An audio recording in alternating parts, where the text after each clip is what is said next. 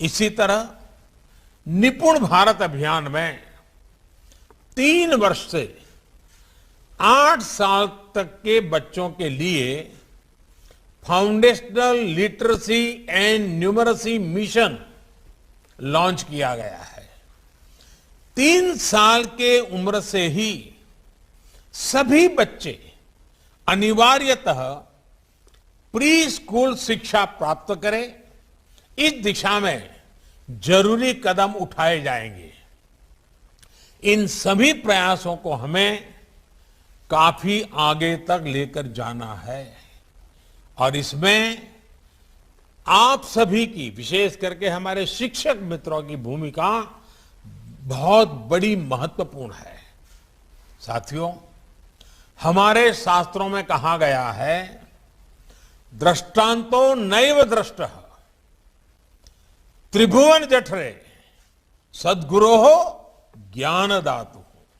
अर्थात पूरे ब्रह्मांड में गुरु की कोई उपमा नहीं होती, कोई बराबरी नहीं होती। जो काम गुरु कर सकता है वो कोई नहीं कर सकता।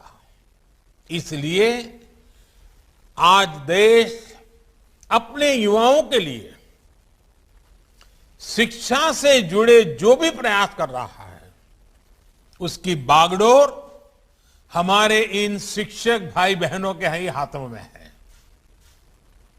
लेकिन तेजी से बदलते इस दौर में हमारे शिक्षकों को भी नई व्यवस्थाओं और तकनीकों के बारे में तेजी से सीखना होता है।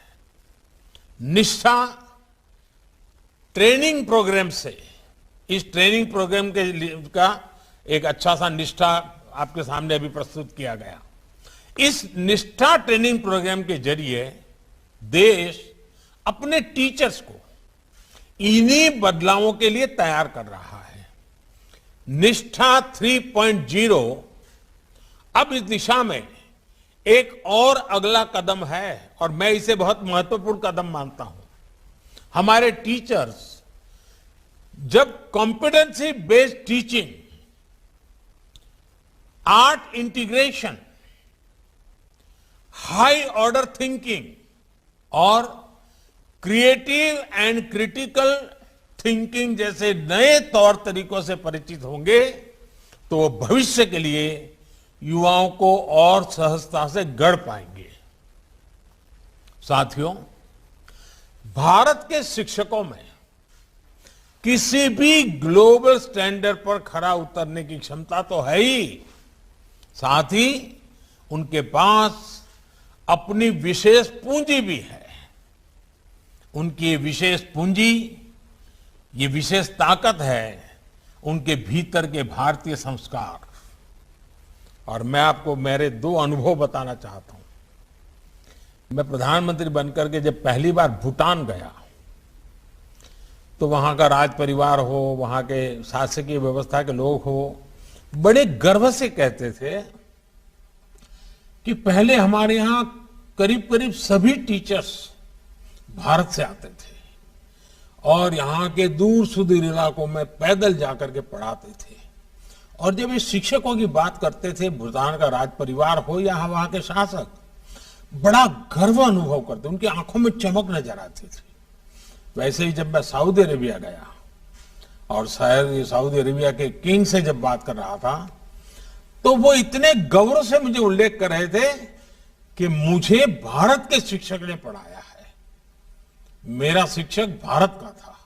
अब देखिए, शिक्षक के प्रति कोई भी व्यक्ति कहीं पर भी पहुंचे उसके मन में क्या भाव होता है।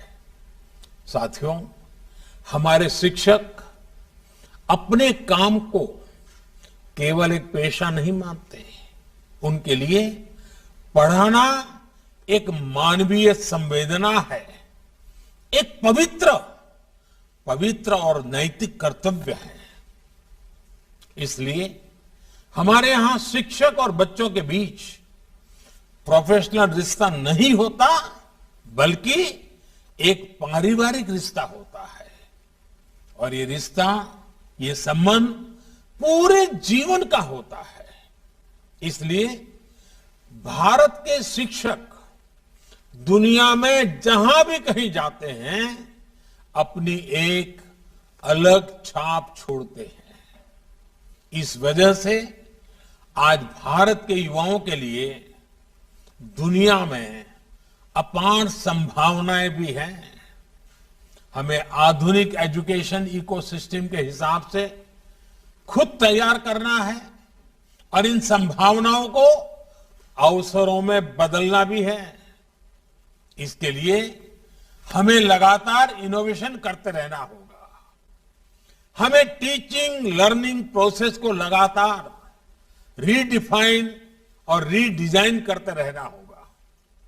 जो स्पिरिट आपने अभी तक दिखाई है उसे हमें अब और ऊंचाई देनी होगी और हौसला देना होगा। मुझे बताया गया है कि शिक्षक पर्व के इस अवसर पर आप आज से 17 सितंबर तक 17 सितंबर हमारे देश में विश्वकर्मा जयंती के रूप में मनाया जाता है। ये विश्वकर्मा अपने आप में निर्माता है, सृजनहार है। तो 7 तारीख से 17 तारीख तक अलग अलग विषयों पर वर्कशॉप सेमिनार आयोजित कर रहे हैं। ये आपने अपने आप में एक सराहनीय प्रयास है। देश भर के इतने टीचर्स, एक्सपर्ट्स और पॉलिसी मेकर्स जब एक साथ मंथन करेंगे तो इससे और आजादी के अमृत महोत्सव में इस अमृत की अहमियत और ज्यादा है। आपके इन सामूहिक मंथन से राष्ट्रीय शिक्षा नीति को सफलतापूर्वक लागू करने में भी काफी मदद मिलेगी।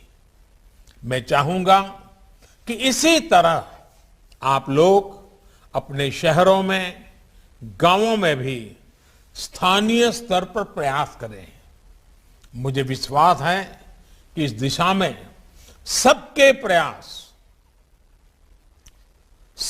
प्रयास से देश के संकल्पों को नई गति मिलेगी। अमृत महोत्सव में देश ने जो लक्ष्य तय किए हैं उन्हें हम सब मिलकर हासिल करेंगे। इन्हीं शुभकामनाओं के साथ आप सभी का बहुत बहुत धन्यवाद और बहुत बहुत शुभकामनाएं।